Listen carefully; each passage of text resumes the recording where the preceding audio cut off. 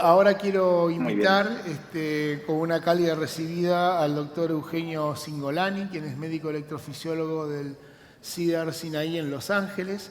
Además es investigador preclínico y trabaja en proyectos muy interesantes para la electrofisiología, como nos ilustró esta mañana, hoy temprano, de marcapasos biológicos. Pero hoy lo convocamos para otra temática, como es el monitoreo remoto de la fibrilación auricular. ¿Qué nos puede aportar para evaluar los resultados de nuestras estrategias, sea cual sea o la que estemos utilizando? Eugenio, de nuevo, gracias por tu visita y te escuchamos atentamente. Muchas gracias. ¿Se escucha? Sí. Bueno, Fernando, muchísimas gracias por la cálida introducción y a todos por la invitación. Nos toca hablar de monitoreo remoto de la fibrilación auricular. Y la pregunta es, ¿por qué? ¿Por qué es importante? Creo que es importante saber que hay diferentes formas de monitorear la fibrilación auricular. Una de ellas es monitoreo por los dispositivos implantables, como pueden ser los marcapasos, los desfibriladores o los resincronizadores. También podemos implantar loop recorders, pero también, nuevamente con la tecnología y la modificación que vimos últimamente, vimos una explosión de los devices que los pacientes pueden adquirir espontáneamente y monitorearse ellos mismos. Con esto me refiero a los no médicos como el Apple Watch, otros relojes, también biotelemetría y diferentes formas que vamos a discutir. ¿Por qué importa? La fibrilación auricular es la arritmia más frecuente, como sabemos. Solamente en Estados Unidos, la predicción es que para el 2035 vamos a tener más de 3 millones de pacientes con fibrilación auricular. Arritmia altamente frecuente. Problemas no solamente por los síntomas, sino también por la presencia de stroke, miocardiopatías y muchas afecciones para la calidad de vida de los pacientes. ¿Cómo los podemos monitorear? Diferentes formas. El monitoreo de dispositivos implantables evolucionó mucho a lo largo del tiempo. Hace años el paciente tenía que activamente agarrar una línea de teléfono y aplicar el teléfono y mandar la información a un centro. Hoy por hoy hay adaptadores de teléfonos celulares, con lo cual la información se va espontáneamente y tenemos información de los dispositivos. ¿Qué información tenemos? Diferente tipo de información. Podemos tener información del funcionamiento del dispositivo implantable, testeos, alarmas si el dispositivo no funciona bien, pero en lo que nos respecta hoy, detección de arritmias con la fibrilación auricular y la taquicardia ventricular.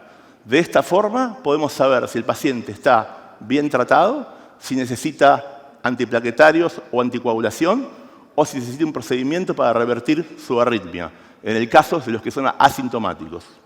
Esta información se centraliza en un centro, en lo cual se recibe la información y luego se analiza de la forma que les voy a mostrar.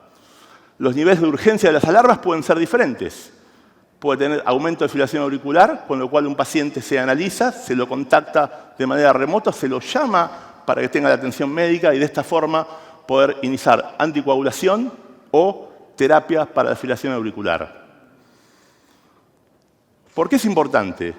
Podemos reducir el número de las visitas. De esta forma, el paciente está monitoreado de forma activa con el centro que acabamos de decir.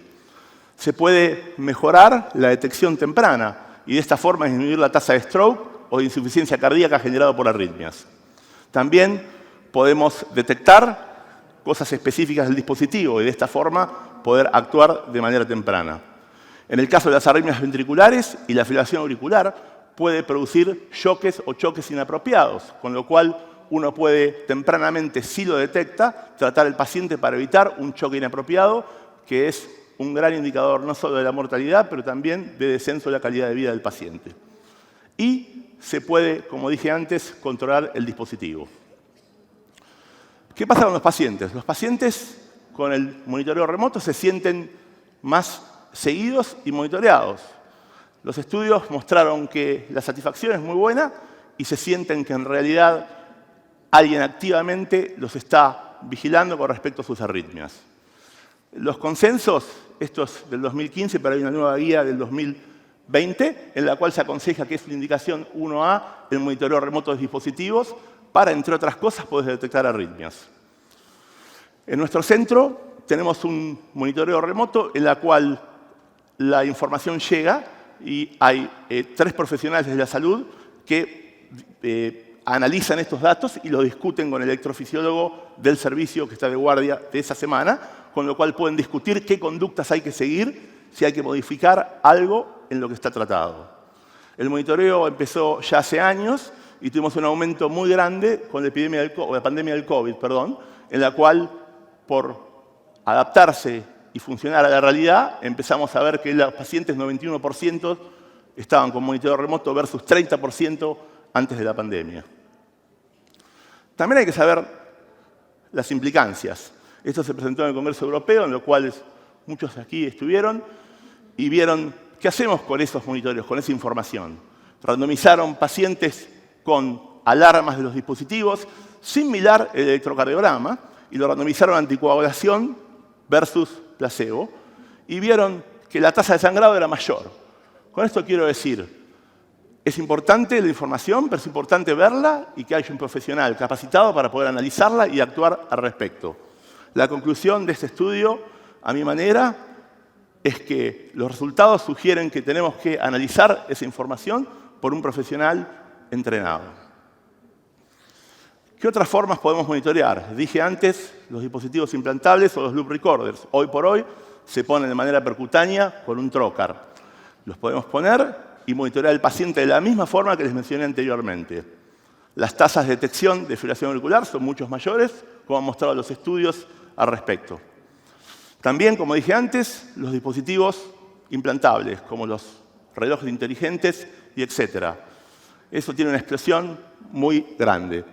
¿Qué utilizamos? Utilizamos algunos que pueden transmitir de forma directa, con lo cual tenemos información en tiempo real, sobre todo para arritmias ventriculares. También para fibrilación auricular, hoy por hoy dejamos de usar el Holter y utilizamos este parche que por 14 días graba y luego se vuelve y nos da la información. No tiene información en tiempo real, pero nos permite un reporte como este, en el cual podemos ver claramente y contactar al paciente luego de los 14 días del Holter. También, este dispositivo, seguramente muchos de ustedes son familiares, el paciente puede poner los dedos luego de una alarma y de esta manera tener un electrocardiograma y se transmite. Problemas es la implementación. Estamos inundados de información, en lo cual no tenemos una estructura a veces para poder digerirla y analizarla. El Apple Watch, creo que muchos lo conocemos. También la edición nueva por pleximografía da una alarma para la arritmia y luego de esa alarma el paciente toca la ruedita y de eso tiene un electrocardiograma y también puede transmitir al médico tratante como un PDF y de esa manera monitorear la arritmia. Como conclusiones y para terminar, creo que los beneficios del monitoreo remoto, tanto por dispositivos o con los wearables, es muy importante. La tecnología digital está acá, llegó y se va a quedar. Creo que como sistema médico tenemos que saber cómo integrarla a nuestra práctica porque es una realidad. Y el valor remoto de los wearables es muy importante y se hizo muy evidente luego de la pandemia del COVID-19. Muchísimas gracias. Bueno, muchas gracias a Eugenio por la presentación. Todo este capítulo de la fibrilación auricular subclínica es un capítulo enorme y vamos a discutirlo seguramente después.